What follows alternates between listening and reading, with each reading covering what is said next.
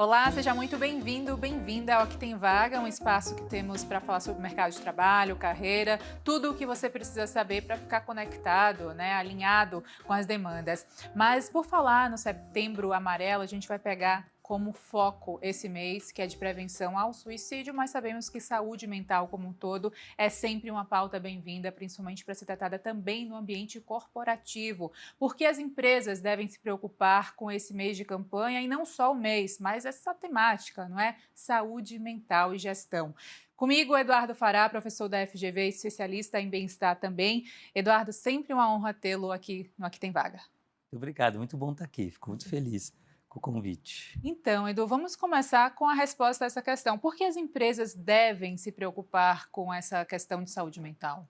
Bom, são muitos os motivos. Começa pelo fato do ser humano, a empresa cada vez mais tem sido exigido e também ela tem tido mais consciência de que ela precisa dar condições para as pessoas serem felizes, para que elas possam viver bem, elas possam produzir bem para elas, produzir bem para a empresa, produzir bem para a sociedade. Cada vez mais se tem consciência que uma pessoa dentro de uma empresa, ela impacta na vida dela, ela impacta na vida da empresa, mas ela impacta na vida da sociedade.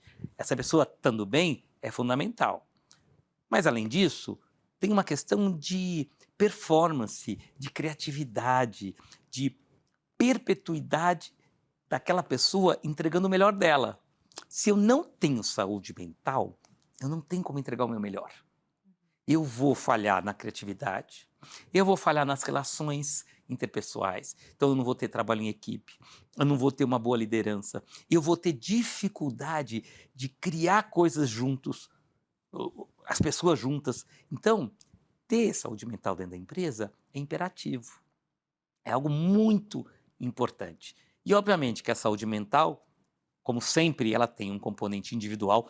Eu sou o principal responsável pela minha saúde mental, mas a empresa, como ela tem um poder de influência, como ela determina uma série de condições de trabalho, ela tem que ter essa consciência. Quando a gente fala empresa, são as pessoas da empresa, as pessoas responsáveis pelas condições de trabalho, as pessoas responsáveis pela gestão das pessoas, que tem que estar o tempo inteiro lembrando disso. Como é que eu crio uma condição que as pessoas se sentem bem, elas têm equilíbrio e podem, inclusive, perceber quando há esse desequilíbrio. Seja motivado por questões internas da empresa, seja motivado por questões externas, porque a pessoa não é duas, ela é uma só. Uhum. A empresa afeta nas decisões dela na vida pessoal e vice-versa. A vida pessoal dela afeta nas decisões quando ela está dentro da empresa. Quando eu falo decisões, tem a ver com comportamentos, com atitudes, com o que ela fala, com tudo. Claro. Porque eu sou sempre um só. Então, eu preciso ter essa visão sistêmica, essa visão integral do ser humano. A empresa cuidando do ser humano dela, ela está cuidando dela mesma e ela está cuidando da sociedade. Então, fundamental essa consciência. A gente sempre tem a tendência de olhar como se fosse realmente duas pessoas, mas é só uma mesmo que tem ali o seu chapeuzinho, né, de profissional, de pessoal. A própria pandemia trouxe, né, Eduardo, essa questão de você levar o trabalho para dentro de casa. Então, o home office veio, o trabalho híbrido agora que está pegando, mas é importantíssimo a gente olhar para esse lado, porque se você não desempenha bem ou se você não está coerente, harmônico com tudo, você acaba ali não potencializando os seus lados, seja ele na vida ou também na profissão, não é? Perfeito. E é engraçado porque isso é tão óbvio, né, que nós não somos dois, nós somos um, mas entendendo um pouco da psique humana, nas atitudes que muitas vezes a gente tem, nas nossas falas, isso às vezes está ausente. Uhum. Por quê? Porque eu falo, não, no trabalho, eu faço qualquer coisa no trabalho. Vem muito um senso de sobrevivência ligado ao trabalho para muita gente. Eu preciso do trabalho, porque senão eu não sobrevivo. É uma crença, sabe? É um mindset, é uma visão deturpada de uma realidade. Ela acredita nisso, ela ouviu isso e ela age a partir disso. Isso gera sofrimento. Isso gera exatamente aquilo que é uma outra forma de falar da doença, que é desequilíbrio. Saúde mental está ligado com equilíbrio. Essa é a definição que a Organização Mundial de Saúde dá para a saúde. Saúde é equilíbrio em diversas dimensões. Então, a saúde mental tem a ver com equilíbrio. Se eu me enxergo como separado, como dois, Às vezes eu não me enxergo como 2, eu me enxergo como 5, como 10. É como se eu fosse muitas pessoas. Eu tenho um problema. No fundo, isso é uma das origens, ou pode ser uma das origens, da doença mental, da falta de saúde mental, que é o desequilíbrio. Não à toa, índices de burnout, síndrome do pânico, depressão, tudo também ligado ao ambiente de trabalho, ambiente corporativo. Que cresceu muito, e você trouxe muito bem. A pandemia, ela trouxe para a gente uma experimentação diferente. Óbvio que a pandemia é terrível, é péssima, muito ruim, mas ela trouxe alguns aspectos interessantes. Ela quebrou um pouco essa separação, vida profissional e vida pessoal. Porque a gente viu que no fundo, elas estão interligadas. Trabalhar em casa trouxe mais essa consciência. Não só por uma questão do ambiente, que foi o que nos empurrou essa percepção, mas perceber que se eu estou preocupado, se eu estou com mal-estar, eu não produzo bem. Se eu estou me sentindo isolado, se eu estou me sentindo separado, eu não produzo bem. Se eu estou trabalhando demais, eu vou ter uma perda na minha vida pessoal e na vida profissional. Essa consciência eu sinto que ampliou um pouquinho com a pandemia, trouxe um pouco mais de clareza para esse aspecto. O olhar humanizado das corporações também, não é? Perfeito. Essa é uma outra forma de você falar, é olhar como humano, é não querer transformar as pessoas em máquinas. Durante muito tempo, a gente teve uma visão de recursos. Até a terminologia, né? Recursos humanos. Então, tem os recursos materiais, tem os equipamentos e tem as pessoas. Mas com essa visão de recurso e não de uma vida, de uma pessoa, de um ser humano. Essa humanização é trazer de volta essa consciência. E isso vale no coletivo de uma empresa, mas eu bato muito na questão da autorresponsabilidade. Vale para cada um. Eu estou cuidando desse humano dentro de mim? Eu estou percebendo, por exemplo, onde eu estou em desequilíbrio? Que tipo de decisões que eu faço, comportamentos que eu tenho que vão contra os meus interesses. Quando eu ajo com raiva, quando eu ajo com medo, muitas vezes ou eu deixo de viver, ou eu afasto, ou eu destruo, que vão contra os meus interesses maiores, porque eu sou tomado por uma emoção negativa. Quando isso se torna frequente, eu tenho um desvio da minha capacidade de tomar boas decisões. Isso é um sinônimo de falta de saúde mental. Saúde mental é escolher bem, escolher o melhor. É poder olhar a realidade e ter condições de falar o que é melhor para mim. Escolher e, obviamente, ter um agir coerente com essa escolha. Agora, Eduardo, o processo de escolha por si só, ele abriga medo, insegurança, né? É um monte de sentimento que são, às vezes, sabotadores da nossa própria felicidade e busca. Como é que fica olhar para isso e também olhar para o papel da empresa, para o papel do líder dessa empresa, para o RH? Como é que a gente coordena para, né, unir forças e fazer essa força-tarefa realmente funcionar, Eduardo? A boa pergunta é essa, né? Como é que a gente faz isso acontecer? Ah. A primeira coisa que eu digo é assim, eu não posso ajudar alguém a ir num lugar que eu nunca fui. Eu não dou o que eu não tenho. Para eu poder fazer isso, os líderes, aqueles que têm influência dentro da estrutura de governança de uma empresa, essas pessoas precisam se olhar. Elas precisam encontrar equilíbrio. Porque se essas pessoas estiverem desequilibradas, elas vão fazer mal. Porque elas vão reproduzir um modelo negativo. Eu brinco sempre nas minhas aulas que um líder tem que ser feliz. Ele precisa buscar a felicidade dele. Ele precisa estar equilibrado. Ele precisa estar com saúde mental. Porque se ele não estiver, ele vai gerar isso nos liderados dele. O modelo, o mindset dele, que aceita coisas que geram infelicidade, ele vai reproduzir para o grupo. Então, a primeira responsabilidade que eu entendo que a empresa tem que ter é tratar essa governança, essa liderança, o pessoal do RH, bem, que eles possam se olhar. E essas pessoas precisam estar abertas para isso. Isso é um outro fato. Tem líderes e líderes. Tem líderes que estão muito abertos. Por exemplo, todo livro de liderança fala que um ponto fundamental para o líder é autoconhecimento. Mas isso não acontece com todos os líderes. Eu trabalho com muitos líderes de muitas empresas e em parte deles eu vejo muita dificuldade. Porque precisa de coragem. Hoje, uma palavra que eu sinto está mais necessário, é mais necessário do que nunca, é coragem. Coragem, agir com o corpo, agir com o coração. Não é não ter medo, porque, por exemplo, você falou medo e raiva, é humano ter. Não tem como não ter medo e raiva. Essas emoções, elas são naturais. O problema não é ter medo e raiva, o problema é quando eu ajo a partir delas, é quando eu as deixo estar no comando do meu processo decisório. Tem uma diferença aí. Tem uma diferença enorme. Uma coisa é você olhar para algo, outra coisa é você se identificar com aquilo. Essa diferença é o que te leva a tomar, quando você só consegue observar, você se torna observador, a tomar uma boa decisão. Quando você acha que você é aquilo, aí você age a partir daquilo, e obviamente que você vai destruir e vai se destruir. Como é que uma empresa dá suporte? Então, além da liderança trabalhar isso, é levar essa consciência para os seus liderados, é falar sobre isso, é trazer reflexão, é dar oportunidade para essa pessoa refletir e ver o quanto que isso impacta na vida pessoal e profissional. Porque na hora que eu consigo lidar com essas emoções negativas, eu consigo viver melhor. E isso gera benefícios para todos. Então a empresa precisa trazer essa consciência. Né? É uma consciência de que eu preciso me cuidar porque eu estou cuidando do outro também. E a empresa precisa investir nisso, a empresa precisa acreditar que isso realmente é importante. E é uma quebra de tabu também a ser enfrentada, porque muita gente não gosta de falar, né? Tipo, se sente menos ou se sente incapaz e fica, às vezes, trapaceando o próprio sentir, não é? De não falar, de não buscar ajuda, de não desabafar. A gente vê que há uma implosão muito forte, né? Mesmo um processo interno que, às vezes, te destrói. É verdade. Por exemplo, olha só como é delicado. Na empresa, eu estou muitas vezes preocupado com o que as pessoas vão achar de mim.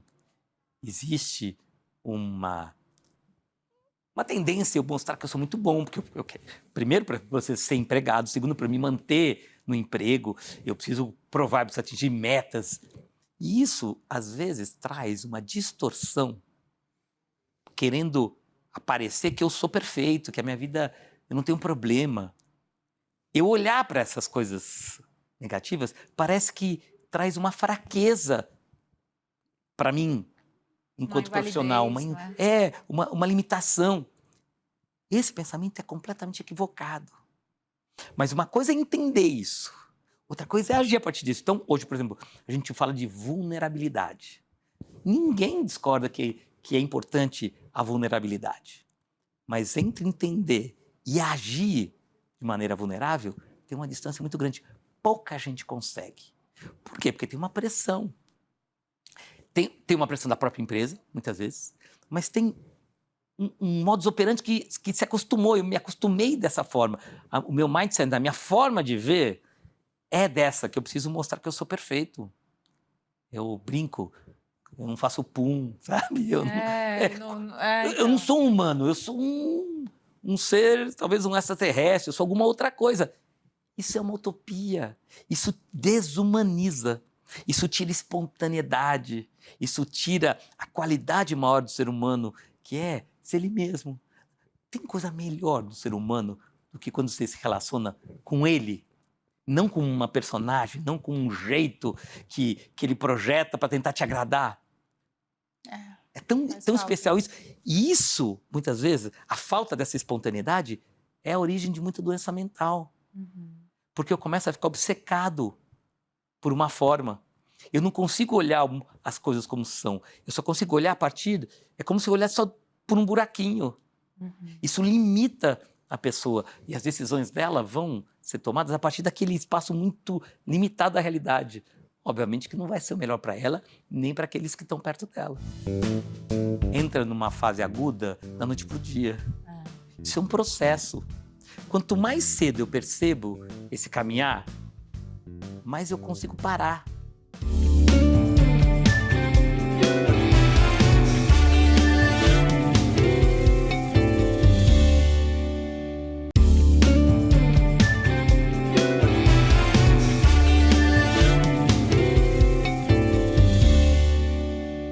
reforçando aqui, utilizando o espaço do Aqui Tem Vaga também, né? Mês de setembro, Setembro Amarelo, 188, você que precisa de ajuda, liga, fala, né? Procura especialista, procura realmente essa voz interna, fazer com que ela sobressaia e trazer, porque por um lado a gente tem esse extremo do suicídio, mas por outro a gente tem um caminho que vem arranhado até chegar a esse extremo, infelizmente, Perfeito. não é, Edu? É verdade.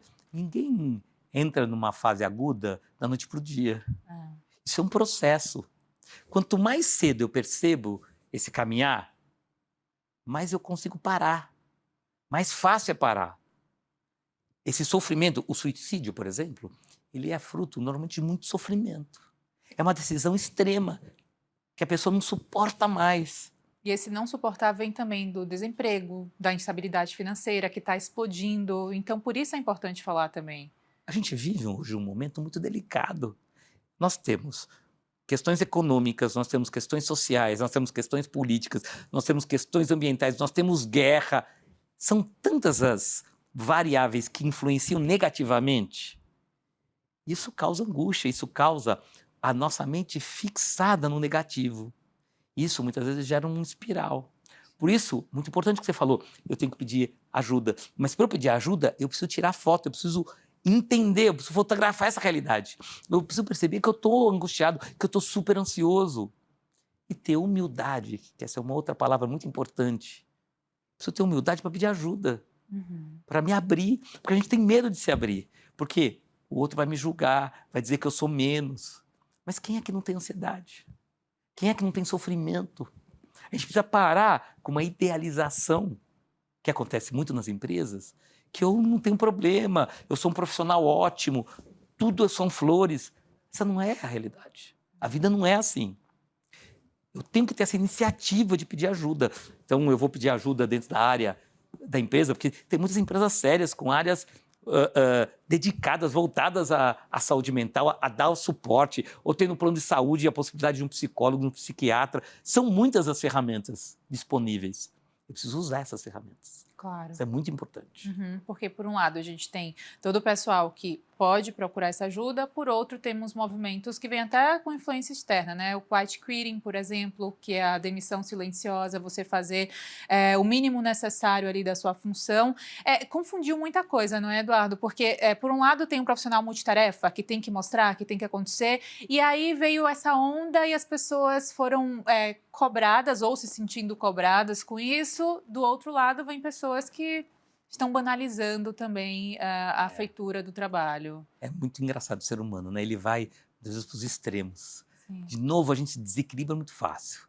Está desequilibrado aquele cara que quer fazer tudo, é multitarefa, trabalha 12, 13 horas por dia. E aquela pessoa que está totalmente desanimada e não faz nada para poder ser mandada embora, ela também está em sofrimento. Ela acha que ela está fazendo uma coisa que é boa para ela. Óbvio que não é. Ela vai passar... Primeiro que ela está dando um aval para uma parte dela que acredita que ela não é capaz, que ela não merece. Porque se eu não estou satisfeito com algo, eu preciso falar diretamente, eu preciso me expressar. Essa resignação é ruim, essa artimanha para poder sair de um jeito que aí eu garanto meus direitos, é péssima também. De novo, eu misturo sobrevivência, eu misturo uma série de sentimentos negativos. Eu estou no sofrimento, eu vou sofrendo para a empresa, eu fico numa expectativa que alguém vai me mandar embora. Olha que loucura, olha onde a nossa mente está.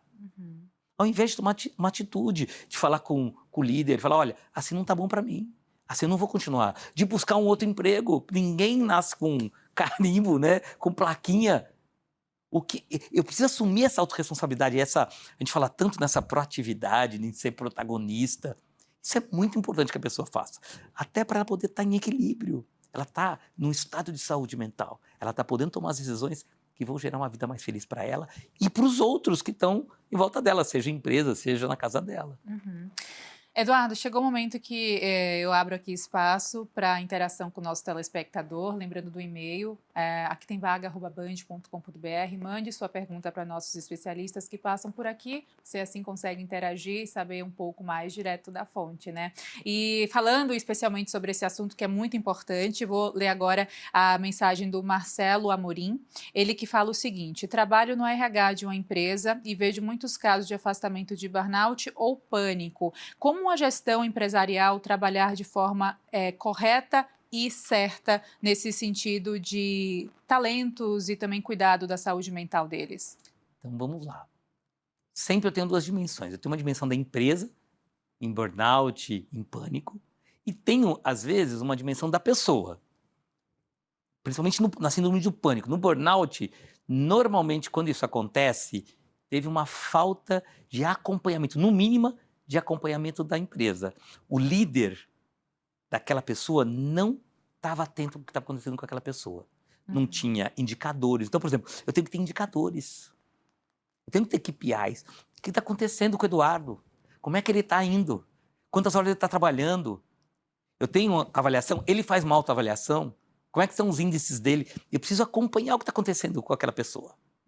Para poder ver sinais. De novo, lembra daquela transição? Para encontrar o problema aqui e não depois que deu burnout. Porque depois que entrou em burnout, aí a recuperação é muito mais delicada.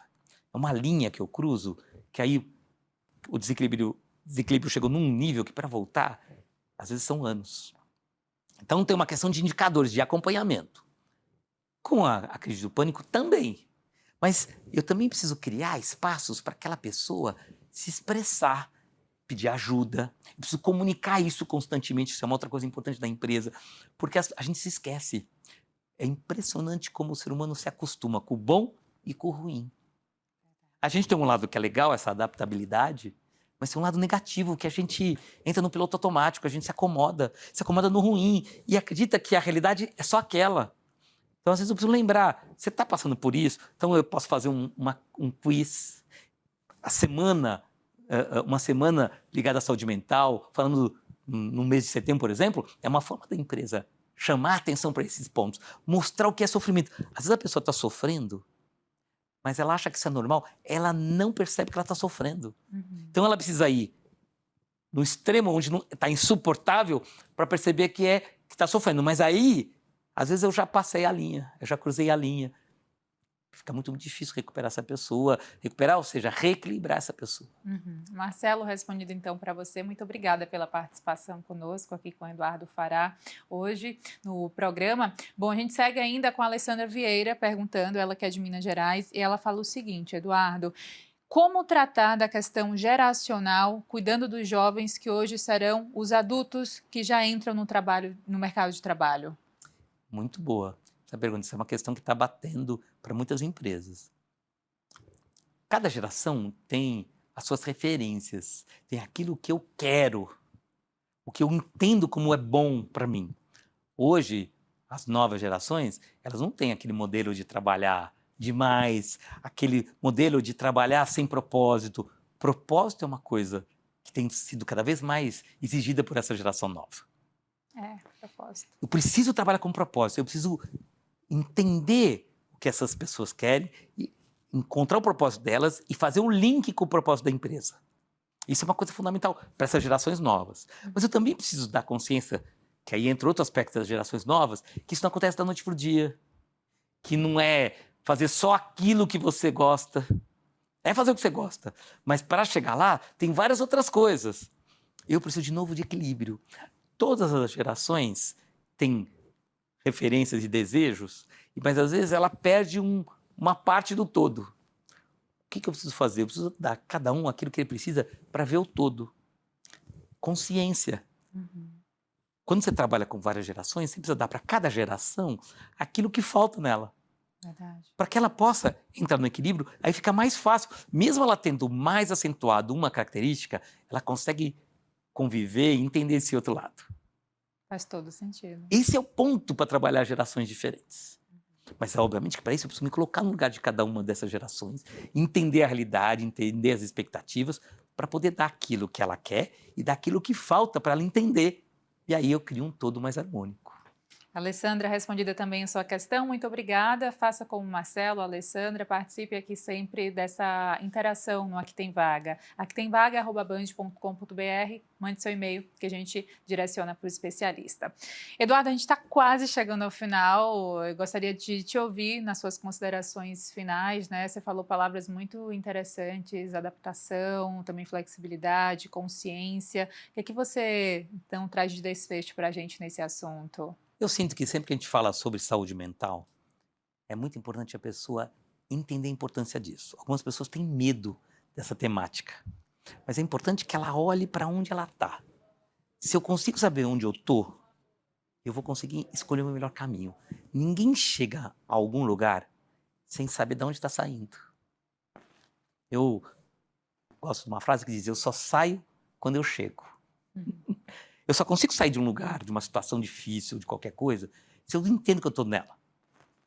Eu gosto muito de uma frase de Einstein que diz que eu não posso resolver um problema com o mesmo nível de consciência que criou o problema. Então, eu uso isso para a saúde mental, eu uso isso para me olhar. É importante que a pessoa se olhe. O que está acontecendo comigo nesse momento? Eu estou bem, eu estou equilibrado? Seja lá dentro da empresa, seja lá dentro da casa dela. Com humildade, com verdade, porque aí ela vai ter algo a fazer. Então, para fechar esse nosso bate-papo, eu uso isso para mim, eu recomendo isso para todos, que a pessoa se olhe mesmo, que ela reserve um tempo para se olhar, que ela repare aquilo que incomoda nela, porque a dor, ela tem um sentido nessa vida. Onde é que eu estou insatisfeito? Que momentos eu perco a razão, eu me desequilibro, as emoções negativas tomam conta. O que aconteceu? Para entender isso, muitas vezes ela precisa pedir ajuda. Quando isso está muito forte, é preponderante, é necessário que ela peça ajuda para poder lidar com isso. Para fazer valer esse Setembro Amarelo, que é um mês para chamar atenção para isso, para ela poder ser feliz. Eduardo Fará, muito obrigada por estar aqui. Adorei nossa conversa. Bom trabalho sempre para você. Até a próxima. Muito obrigado, eu que agradeço. Até a próxima. Obrigada. Para você que nos acompanha sempre aqui na tela do Band News, também nas redes sociais, YouTube Band Jornalismo e na sua plataforma de áudio utilizada, o nosso podcast Aqui Tem Vaga. Até o próximo programa.